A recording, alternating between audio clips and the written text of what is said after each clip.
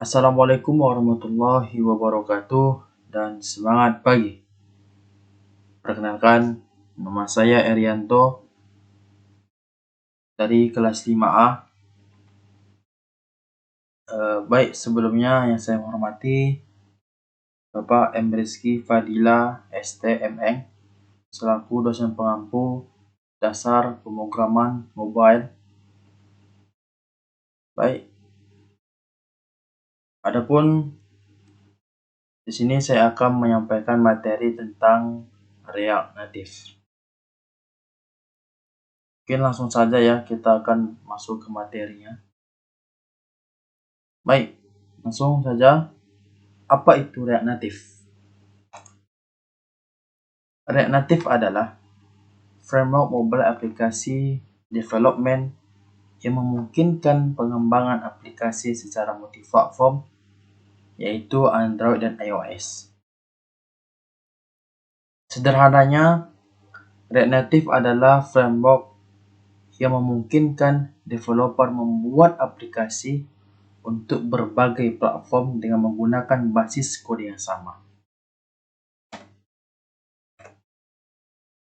Adapun di website resmi React Native,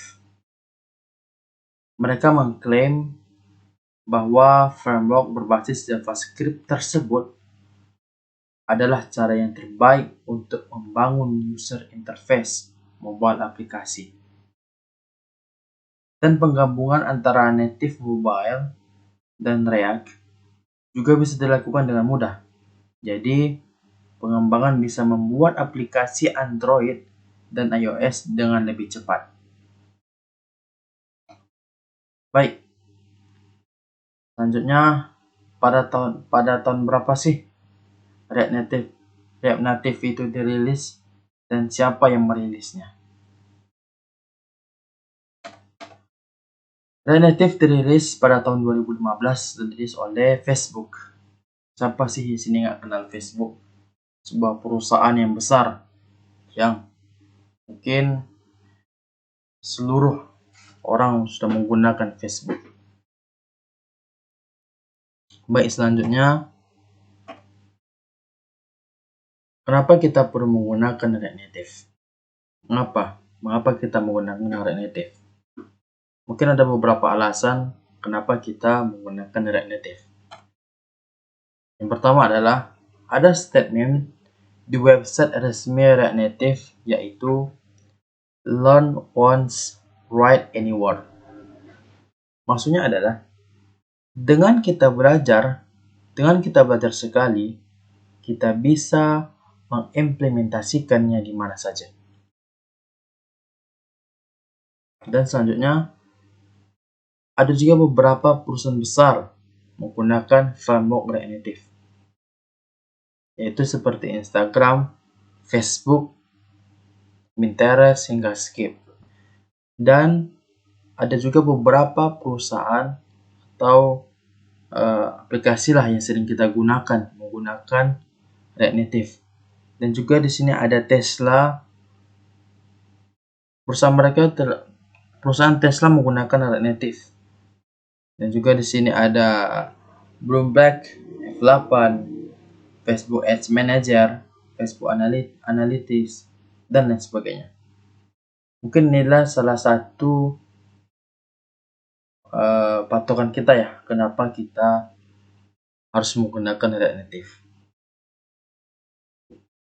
Karena ya tentu saja perusahaan-perusahaan besar saja menggunakan React Native.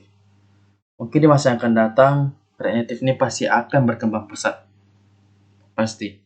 Karena perusahaan-perusahaan yang kita atau aplikasi yang kita gunakan ini saja sudah menggunakan React Native. Baik, selanjutnya apa sih persiapan environment-nya? Yang pertama kita harus mempersiapkan yaitu aplikasi Node.js. Mungkin teman-teman yang belum ada aplikasinya, di sini sudah ada saya screen ya, linknya ya, nodejs.org. Mungkin teman-teman bisa mendownloadnya. Di sini ada bisa pilihan ya, bisa pilih Windows atau macOS atau source code, tergantung sistem operasi teman-teman miliki. Selanjutnya kita harus menginstal Git. Di sini Git ini tergantung OS yang kita gunakan juga. Mau kita pakai Windows atau macOS. Selanjutnya ada Android Studio plus emulator. Di sini saya sudah menampilkan juga ya untuk link downloadnya. Mungkin bagi teman-teman yang belum ada aplikasinya, mungkin bisa di download developer.android.com.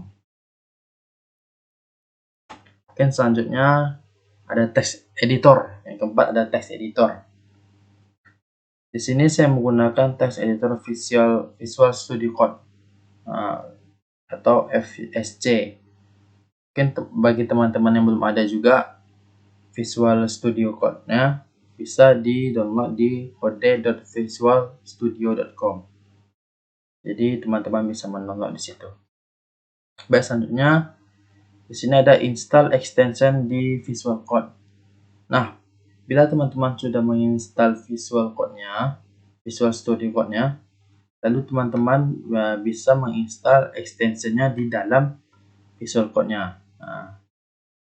Baik, selanjutnya di sini kita masuk ke website resmi React Native. Di sini kita pilih selanjutnya kita pilih dokumen ya. Dokumen, lalu kita pilih environment setup seperti tanda panah ini ya. Selanjutnya kita pilih setting up the development environment. Baik, selanjutnya kita pilih React Native CLI